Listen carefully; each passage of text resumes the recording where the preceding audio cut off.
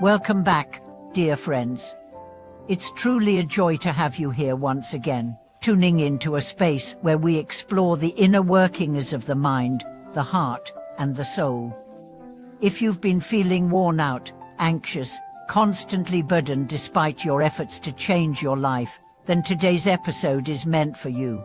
We are diving into the profound truth behind one of the most common modern experiences, emotional and psychological exhaustion.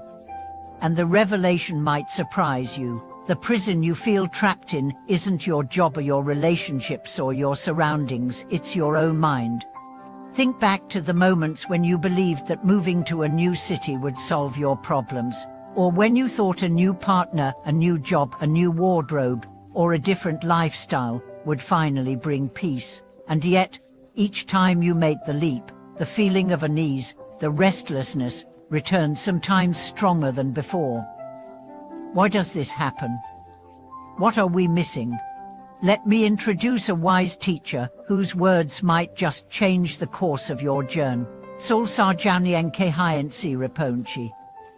He once said, "The greatest prison in the world is the human mind. If you cannot escape your own ideas, no matter where you go, you remain a prisoner."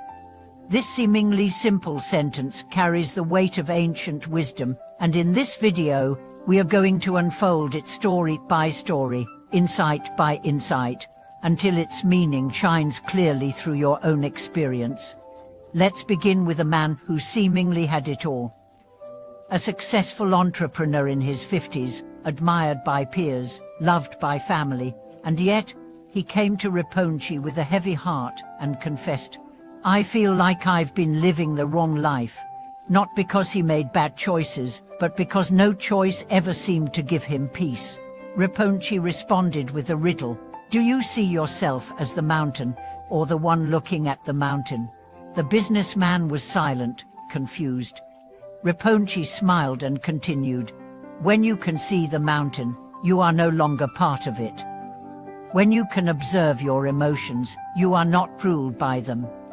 When you can see your pain, it no longer owns you." That one moment of clarity can shift an entire lifetime's momentum. We are raised to believe that solving problems means changing our environment, but the true transformation begins when we can turn our gaze inward, not with judgment, but with curiosity. Imagine a young woman, heartbroken from a recent breakup. She replays the same moments in her head, what she said, what he said, what could have been done differently. Days pass, then weeks, and the pain only deepens.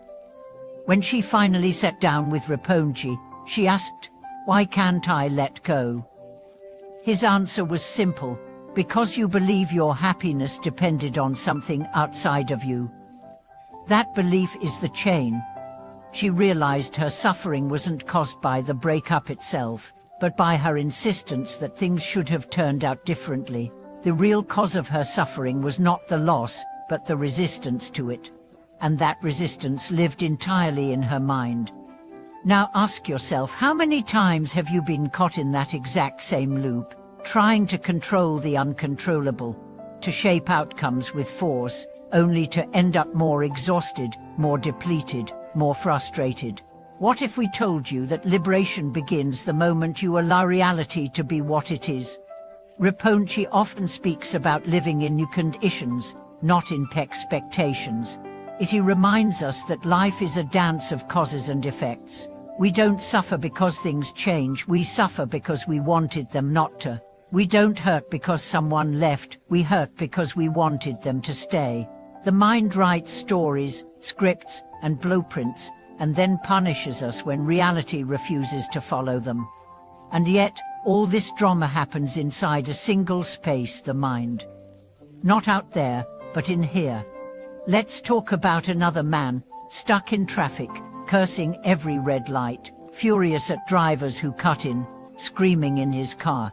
Later that evening, he attends a talk by Rinpoche and asks, "How do I know if I'm truly practicing Buddhism?" The reply was swift, "Check your reaction when you're stuck in traffic." It wasn't sarcasm, it was truth. Because enlightenment doesn't live in temples, It doesn't only appear during meditation. It lives in your daily life, in how you respond to stress, in how you deal with discomfort, in how you speak when no one's watching. The beauty of this path is that it requires no special gear, no ritual, no exotic retreats.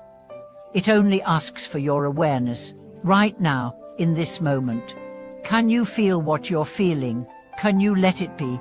Can you see your anger without becoming it? Can you see your sadness without drowning in it? That's freedom. But the journey isn't easy, because the prison is seductive.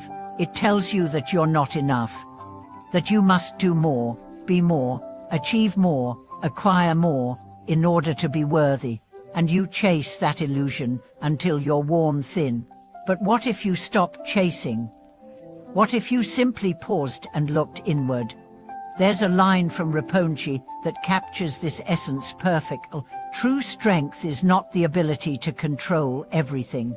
True strength is the ability to allow anything to happen and remain whole. That's the test. Not how well you plan your life, but how deeply you can accept it when the plans fall apart. We all carry stories of failure, heartbreak, fear, betrayal. But we don't have to live inside those stories. We can step out, we can watch them, learn from them, and let them go. Just like clouds drifting across the sky, they don't define the sky they pass. You remain. So, let me ask you, dear viewer, what is the prison you've built in your mind? Is it a belief that you're unworthy? That love must look a certain way? That success means exhaustion? Whatever it is, can you begin to loosen its grip? Maybe you've already had glimpses of this freedom. A walk in nature where everything felt still, a deep breath that made the pain soften, a moment of laughter that broke through the clouds. These are not accidents. These are your true nature peeking through. And now, you're being called to make that nature your home. Practice not as duty, but as liberation. Let your thoughts come and go. Watch your feelings like waves on the ocean. Know that nothing you experience defines you. You are the space in which all things arise and pass.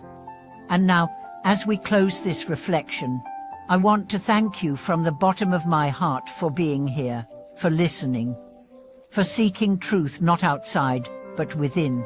This video wasn't about fixing you. It was about reminding you that you were never broken. You are the watcher, not the storm.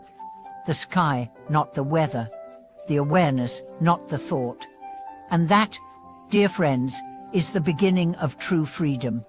If this resonated with you, I invite you to share your story in the comments. When did you realize your prison wasn't external?